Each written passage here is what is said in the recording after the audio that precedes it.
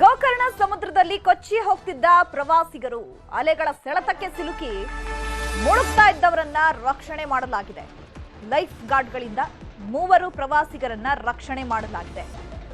ಗೋಕರ್ಣ ಸಮುದ್ರದಲ್ಲೂ ಕೂಡ ಇದೇ ರೀತಿಯಾಗಿ ಪ್ರವಾಸಿಗರು ಅಲೆಗಳ ಸೆಳೆತಕ್ಕೆ ಸಿಲುಕಿ ಮುಳುಗ್ತಾ ಇದ್ರು.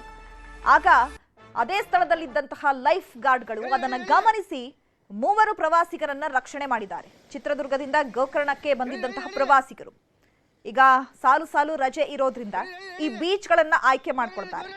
ಆ ಬೀಚ್ ನ ಆಯ್ಕೆ ಮಾಡ್ಕೊಳ್ತಾರೆ. ಜೊತೆಗೆ ಈಗ ಆ ಪ್ರವಾಸಿ ತಾಣಗಳಲ್ಲಿ ಏನ್ ಮುನ್ನೆಚ್ಚರಿಕಾ ಕ್ರಮಗಳನ್ನ ಕೈಗೊಳ್ಳಬೇಕು ಅದ್ ಯಾವುದೇ ಮುನ್ನೆಚ್ಚರಿಕಾ ಕ್ರಮಗಳನ್ನ ಕೈಗೊಂಡಿಲ್ಲ. ಜಿಲ್ಲಾಡಳಿತ ಕೂಡ ಇದ್ರ ಬಗ್ಗೆ ಗಮನ ಹರಿಸಿಲ್ಲ. ಜೊತೆಗೆ ಈ ಪ್ರವಾಸಿ ತಾಣವನ್ನ ಇಂಪ್ರೂವ್ಮೆಂಟ್ ಮಾಡಬೇಕು ಅಂತ ಹೇಳಿ ಏನೇನೋ ಪ್ಲಾನ್ ಮಾಡ್ತಾ ಇರುವಂತಹ ಪ್ರವಾಸಿ ಇಲಾಖೆಗಳು ಕೂಡ, ಪ್ರವಾಸೋದ್ಯಮ ಕೂಡ ಇದ್ರ ಬಗ್ಗೆ ಏನು ಗಮನ ಹರಿಸ್ತಾ ಇಲ್ಲ.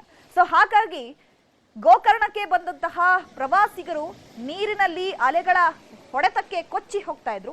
ಇದನ್ನ ಗಮನಿಸಿದಂತಹ ಲೈಫ್ ಗಾರ್ಡ್ಗಳು ಅವರನ್ನ ಹೋಗಿ ರಕ್ಷಣೆಯನ್ನ ಮಾಡಿದ್ದಾರೆ.